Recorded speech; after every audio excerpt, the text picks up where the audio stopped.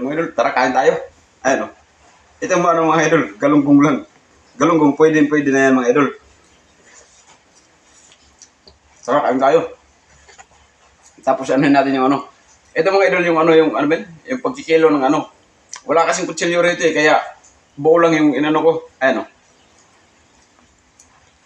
Ang ano niya mga idol. Ito yung masarap dito mga idol kasi ikaw lang mag ano. Pag hiniwa kasi, kung kunti lang makakain mo, ito talaga ikaw mag ano kung dadamihan mo hindi. Yan o.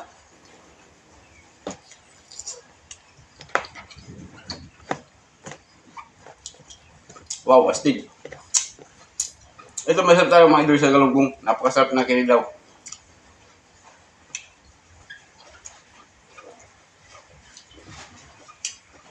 Sayang nga lang at wala tayong ano.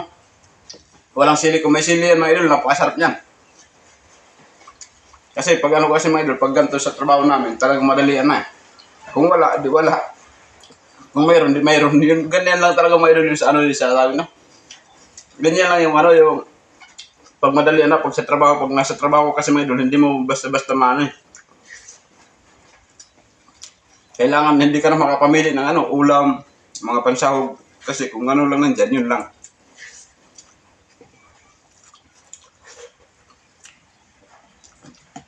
Ayan mga idol, yung galunggong.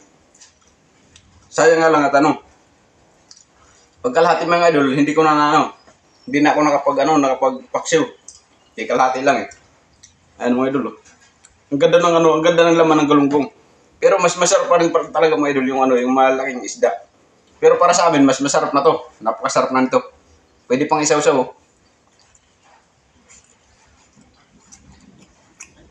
Wow, astig talaga mga idol. Napakasarap talaga pag makakain ng ganito.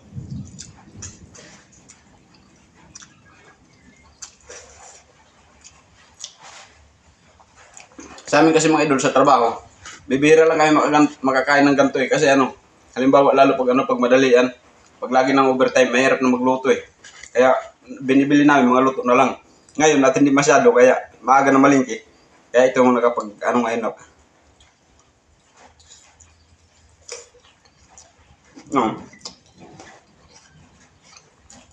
Puti-puti talaga yung ano niya mga idol, yung laman no.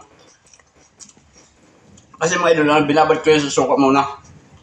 Yun lang talaga, yung parang ano, yung niluto muna sa suka. Napakasarap po ganyan.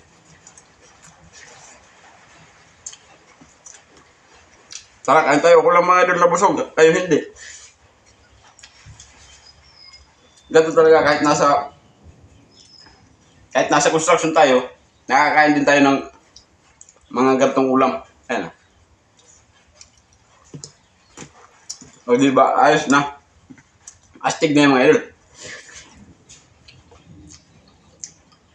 Dito lang muna mga idol, gawin na ano, haba yung video natin. Maraming salamat sa panood. Kung mahilig din kayo mga idol sa kinilaw, pag ano lang din kayo, pag-comment na kayo comment na lang kayo mga idol kung ano pang dapat may dagdag kayo, no?